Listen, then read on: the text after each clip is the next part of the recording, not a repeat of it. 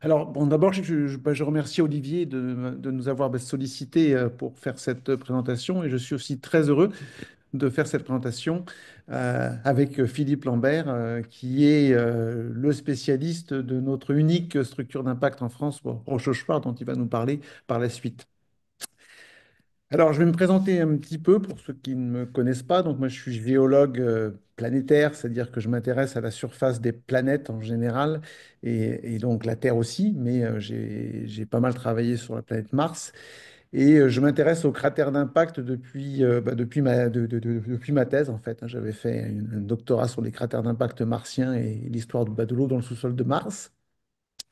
Et depuis 2013-2014, je suis en fait à l'IRD, Institut de recherche pour le développement. Donc vous allez voir aussi que dans cette présentation, je vais avoir un focus important sur l'Afrique pour vous montrer que la science des impacts, on peut la faire en Afrique et surtout l'Afrique a des atouts considérables pour contribuer à la science des impacts. Et que c'est là qu'aujourd'hui, on peut faire de nouvelles découvertes peut-être importantes dans ce domaine. Pour info aussi, j'avais contribué, et ça a inspiré le titre de cette présentation, à un livre qui s'appelle Impact des météores au cratère, qui présente un petit peu un état de l'art de ce qu'on sait sur les météores, les météorites et les structures d'impact météoritique. Donc j'en profite pour en parler ici, à savoir que la vente de ce livre contribue à la promotion des sciences, hein. C'est un collectif d'auteurs et l'argent est versé à une association. Alors, vous avez sûrement tous suivi dans la presse, à un moment donné, on parlait d'un astéroïde qui potentiellement pourrait passer proche de la Terre dans un proche avenir. Aujourd'hui, la probabilité est repassée en dessous de 1%. Il y a quelques semaines, on parlait de 1% de chance de collision, c'était très, très peu. Tout ça pour dire qu'actuellement, en fait, on prend la menace des impacts de météorites et d'astéroïdes au sérieux et que se développent à travers le monde des réseaux, notamment un réseau international qui est chargé de faire des alertes, hein, sur ces collisions potentielles et d'élaborer aussi une stratégie pour se défendre en cas de collision. Donc ça, c'est aujourd'hui, on a ces réseaux de surveillance et ça permet de connaître un petit peu à l'avance s'il y a des probabilités d'impact d'astéroïdes avec notre planète. En général, il s'agit de petits objets. Mais pourquoi? Sinon, quelle est la motivation un petit peu de s'intéresser aux structures d'impact? Alors, il y a à mon avis deux choses importantes qu'il faut avoir en tête, hein. C'est d'abord de comprendre le rôle de ce phénomène, qui est un phénomène géologique universel dans tout le système solaire, qui apporte de la matière, de l'énergie, et qui contribue donc à l'évolution des surfaces des planètes, mais aussi à leur dynamique interne, et puis en surface, à l'environnement, au climat et à la biosphère dans le cas de la Terre. Et puis, c'est caractériser le risque actuel de collision et les conséquences éventuelles pour l'humanité. Ça, c'est les deux motivations. Alors, comment on peut contribuer, hein, à ces deux questions? Alors, on peut aujourd'hui s'intéresser au flux présent de matière extraterrestre. Donc, c'est ce que je vais montrer un petit peu ici par la surveillance des météores. On peut aussi regarder les impacts qui se forment actuellement sur la Lune. C'est des choses qu'on peut observer depuis le sol. Ça, j'en parlerai pas, mais c'est quelque chose qu'on a fait aussi avec des collègues africains. On peut étudier les astéroïdes depuis le sol par des observations astronomiques, dans le cadre, par exemple, d'occultation stellaire. On peut déchiffrer l'histoire des collisions avec la Terre, c'est rechercher les structures d'impact sur Terre. Et là, c'est plutôt des objets importants, de quelques dizaines de mètres à quelques dizaines de kilomètres. Et puis étudier les structures d'impact connues pour comprendre les conséquences des impacts météoritiques sur l'évolution de notre planète, que ce soit la croûte, l'environnement et le climat. Donc ça, c'est à peu près les différents domaines de la science des impacts. Et je vais vous montrer que en Afrique, on peut faire pas mal de choses pour contribuer à ces sujets-là. Alors d'abord, premier point important, si on regarde la distribution des structures d'impact météoritique sur Terre, on voit clairement un déficit sur le continent africain. Alors d'un point de vue géologique, il est évident que les structures d'impact vont être plus abondantes sur les terrains anciens parce qu'ils ont enregistré un bombardement météoritique sur une plus longue période. Il y a aussi des petits cratères récents. Et le déficit de structure d'impact météoritique sur le cratère africain qui possède plusieurs cratons anciens, il Alors, n'est juste clairement pas lié le nom de à une David. origine géologique. David, juste une Oui, seconde. Ceux qui ont leur micro oui, oui, je veux bien, oui, ouvert, moi aussi, ça m'a essaie de perturbé un les petit peu. fermer pour éviter d'avoir l'écho. Merci, oui. Donc, le déficit de cratère d'impact, de structure d'impact sur le continent africain, il n'est clairement pas lié à une origine géologique et encore moins astronomique, mais il est lié à un déficit d'exploration du continent africain. Et donc, c'est pour ça que on annonce ici très, très rapidement que les potentiels découvertes, de potentielles découvertes peuvent être faits sur le continent africain. Alors, si on regarde, d'ailleurs, hein, c'est quelque chose qu'on s'est amusé récemment à faire dans le cadre d'un article de synthèse sur les cratères d'impact en Afrique de l'Ouest. Si on regarde le taux de découverte au cours du temps de structures d'impact, on voit, alors c'est la courbe noire ici qui montre le taux de découverte dans le monde. Alors à gauche, vous avez le nombre de découvertes. À droite, vous avez le nombre de découvertes rapportées à une unité de surface par million de kilomètres carrés. Et donc, on voit que ça va très, très vite à partir des années 60, quand on commence à avoir des critères comme les Chatterton, dont on parlera un peu plus tard, pour découvrir les structures d'impact. Et Alors, très David, rapidement, j'insiste, merci à toutes et tous de fermer vos micros parce que l'écho est important pour un certain nombre d'entre nous. Et moi, je ne peux pas. Alors, je crois que c'est toi, David, qui peux les fermer. alors, oui, mais alors quand je suis en partage de plein d'écran, là, j'ai pas. Si, je peux couper le son ici, tac. Je mets en. C'est bon, je crois que ça ira. Et donc, on voit très rapidement que ça décolle à partir des années 60 pour l'Europe et l'Amérique du Nord en particulier. Et puis l'Australie, qui va aussi, dans les années 60-80, avoir de nombreuses découvertes. Par contre, on voit que pour le continent africain, ça ne décolle pas pour l'instant et ça confirme donc le manque hein, d'exploration de ce continent. Alors, on va partir du plus petit et du présent et puis aller vers les structures les plus anciennes. Donc, alors vous savez peut-être qu'en France, il y a eu un réseau de caméras qui a été financé par l'ANR qui a pour objectif de surveiller les météores. Donc là, il s'agit de détecter plutôt des poussières dans l'atmosphère terrestre de matière extraterrestre qui rentrent dans l'atmosphère et qui créent ce qu'on appelle communément les étoiles filantes.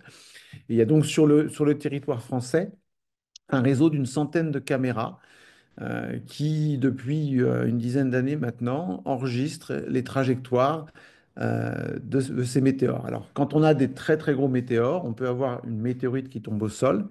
Et ce réseau a pour objectif aussi de contribuer à notre collection de météorites. Il y a déjà eu des découvertes de fait. Et lorsque la trajectoire des météores est calculée à partir de l'observation de plusieurs caméras, il y a une prédiction qui est faite euh, qui avoisine le kilomètre hein, de précision de la chute au sol. Et des campagnes de recherche sont menées sous la forme de sciences participatives pour récupérer ces éventuels météorites. Alors ça, c'est un modèle qui fonctionne actuellement en France, qui s'est développé aussi au niveau européen, qui existe au Canada, en Australie, et qu'on essaye actuellement de développer dans l'Afrique subsaharienne, avec notamment le Sénégal. Alors, au Sénégal, c'est sûr qu'il y a des beaux ciels étoilés, là, comme je représente à gauche, sous des baobabs. Mais la raison pour laquelle le Sénégal a été choisi un petit peu pour commencer à étendre ce réseau en Afrique subsaharienne, c'est parce qu'il dispose une université numérique qui a en fait pour objectif de proposer des cours en ligne sur tout le territoire sénégalais et a développé pour ça des espaces, ce qu'on appelle des espaces numériques ouverts, qui sont répartis sur tout le Sénégal. Alors, qui dit espace numérique ouvert dit en fait un bâtiment avec des ordinateurs, une très bonne connexion Internet, des ingénieurs réseau. Et donc, on a pu très facilement, grâce à cette collaboration, s'appuyer sur ces espaces numériques ouverts pour installer sur le toit de ces espaces numériques ouverts des caméras de surveillance des météores. Alors, on a aussi c'est un travail qui se fait aussi en collaboration avec la toute nouvelle agence spatiale du Sénégal, qui est donc aussi intéressée par surveiller le ciel. Alors voilà comment ça se présente, ces petites caméras. C'est pas quelque chose de très difficile à installer. C'est juste de connecter un ordinateur qui est lui-même connecté au réseau. il y a une caméra qui est capable d'observer l'ensemble du ciel, donc sur 360 degrés, et qui enregistre régulièrement les images qui sont stockées ensuite sur un serveur et qui, en cas de détection aussi, permet ensuite voilà, de nous alerter. Et en cas de détection multiple, on est ensuite capable de calculer les trajectoires. Donc ça, c'est François Collat, hein, qui est à l'Observatoire de Paris, qui est le PI de cette manip et qui contribue également à l'extension de ce réseau en Afrique subsaharienne.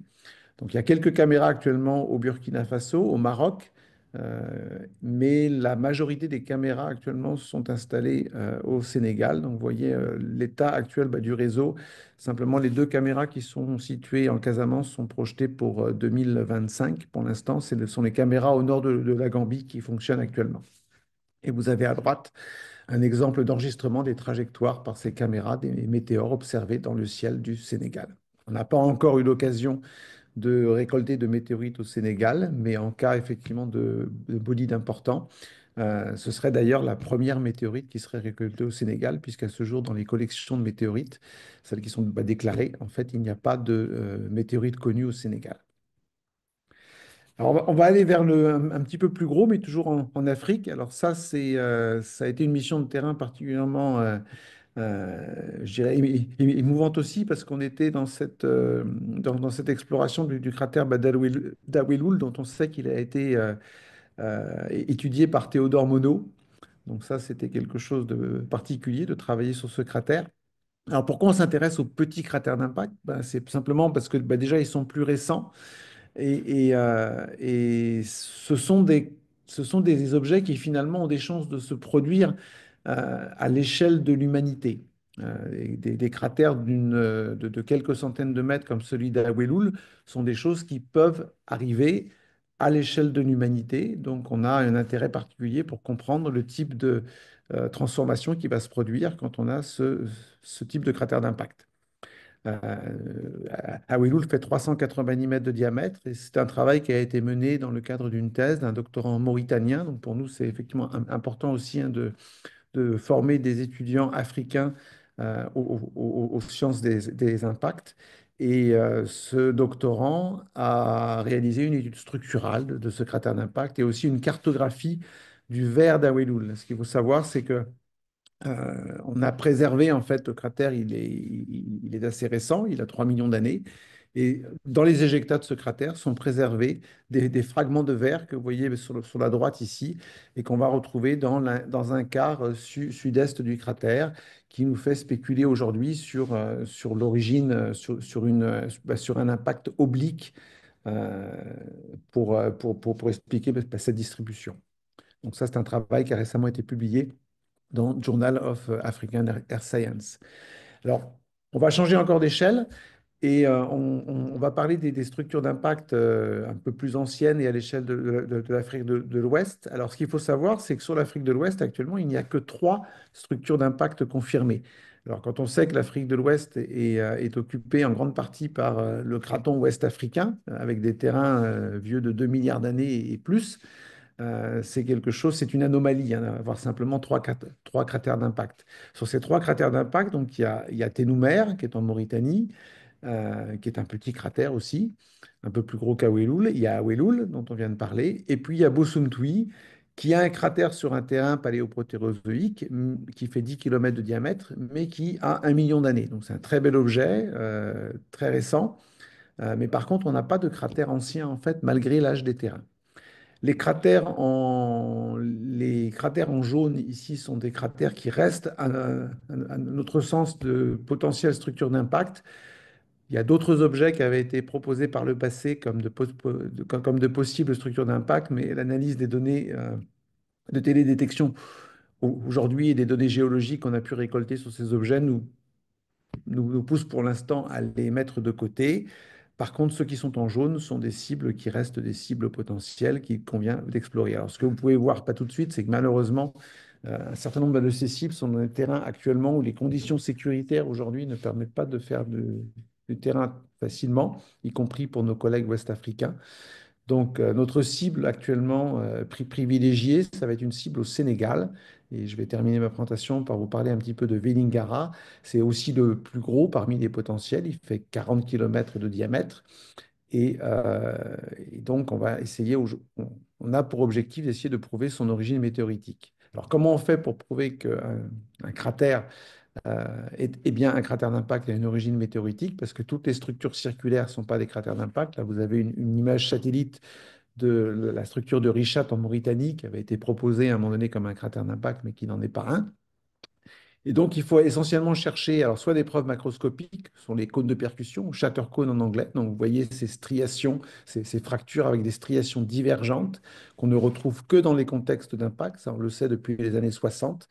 Et donc, la recherche de ce type de fracture apporte une preuve définitive qu'on a affaire à une structure d'impact. Après, on va chercher les minéraux choqués.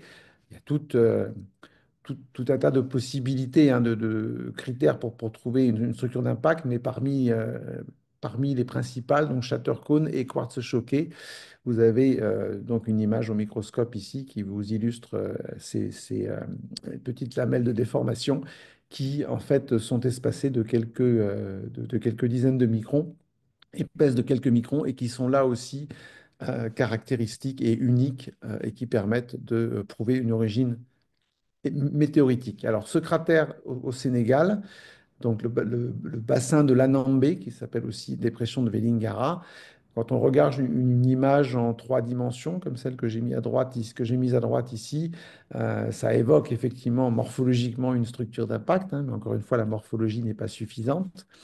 Euh, on est dans des terrains qui sont malheureusement couverts par des sédiments éocènes, et donc c'est une structure enfouie.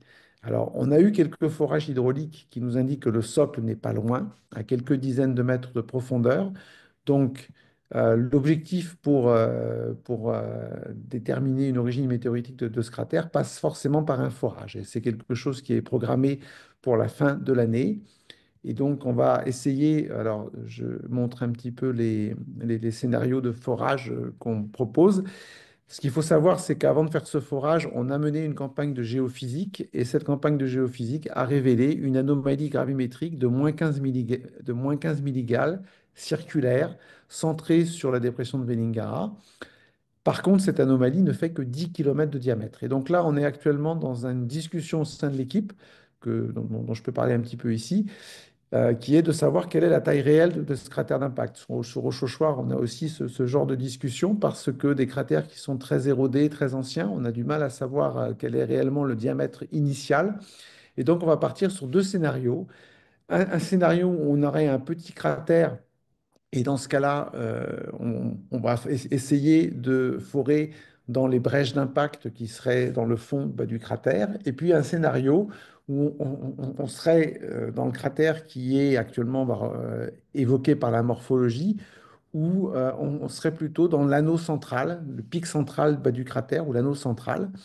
Et donc là, on espère bah, trouver des minéraux choqués ou des chattercones dans cet anneau central. Donc c'est pour ça qu'on va essayer de faire 2 forages. On sait qu'il y a une zone où on est relativement proche du socle, à quelques mètres de profondeur. Donc là, si on fait un forage de 30 mètres, on devrait taper rapidement dans le socle.